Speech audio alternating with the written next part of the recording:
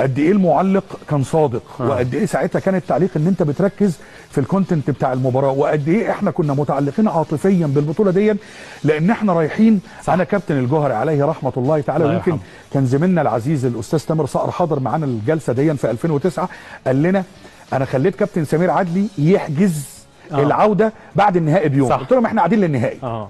وبيقول مباراه كوت ديفوار دي تحديدا هي المباراه اللي اثبتت للاعيبه منتخب مصر ان هم في النهائي هيعملوا حاجه على حساب جنوب افريقيا. حازم محمد يحيى حريه امام يصعد بمنتخب مصر لاول مره هسألك سؤال من 12 سنه. انا هسالك بقى بذمتك، وجود حازم امام دلوقتي في ثوره انتقالات اللعيبه دي كان هيدفع فيه كام؟ يا نهار ابيض. طيب ده اولا. ثانيا وجود لاعب بقيمه عبد الستار صبري كان هيدفع فيه كام؟ مش هتكلم على كابتن حسام حسن. حسام حسن من اعظم المهاجمين لا انت بتتكلم اللي رايتهم في حياتي، من اعظم لعيبه الكوره الحريفه الممتعين اللي جم في تاريخ مصر والعرب وافريقيا. والشهاده لله جيل 2006 و2008 و2010 لا حدث ولا حرج، سيبقى من اعظم الاجيال اللي مرت على تاريخ كره القدم في العموم. يعني اتفق معاك مليون في الميه. كوت ديفوار في مواجهه الجزائر.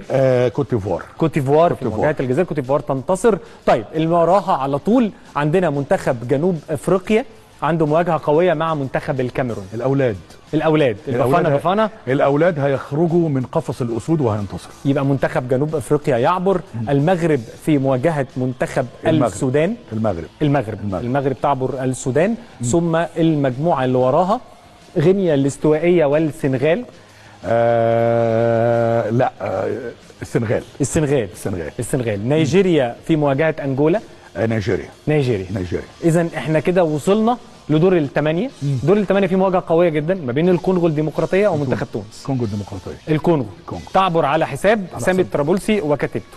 منتخب مصر في مواجهه كلاسيكيه معتاده مع كوت ديفوار. باذن الله يا رب ان شاء الله مصر تعبر. جنوب افريقيا والمغرب. جنوب افريقيا دي مفاجاه صارخه. جنوب افريقيا. طيب الناحيه الثانيه عندنا السنغال نيجيريا. السنغال.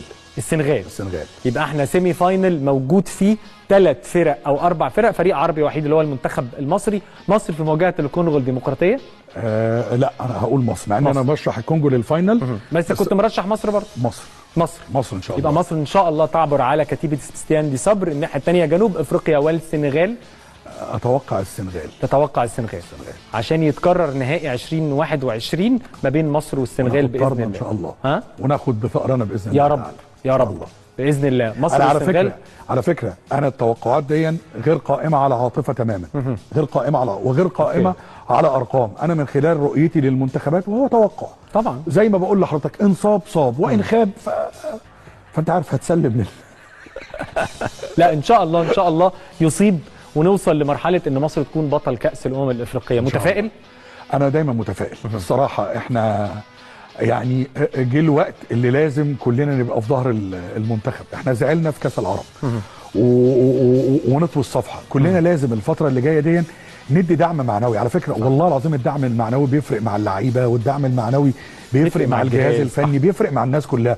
وخاصه ان احنا كبلد انا دايما بقول ناقص لنا تكه ونعبر. التكه دي امتى هتيجي الله اعلم، بس كل ما بتيجي بترجع. لكن انا حاسس ان صلاح عايز يعمل حاجه. حاسس ان عينين حسام حسن ان هو داخل تحدي، ان هو عايز يقول للناس ان انا مدرب يوم ما هكسب بطوله انا هكسب بطوله مع المنتخب المصري باذن الله تعالى. يا رب ان شاء الله.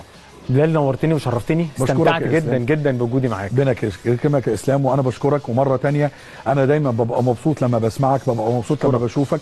ودايما عايز اوجه رساله للناس اللي بتتفرج على اون سبورت. يعني اسلام سامي شخص حلم، والحلم كان صعب، لكن عشان هو اجتهد وعافر وجاهد وقاتل امن بحلمه، ودلوقتي بسم الله ما شاء الله بنشوفه من اهم المذيعين الموجودين. ربنا يخليك يا رب. بشكرك على ذوقك وعلى كلامك الحلو.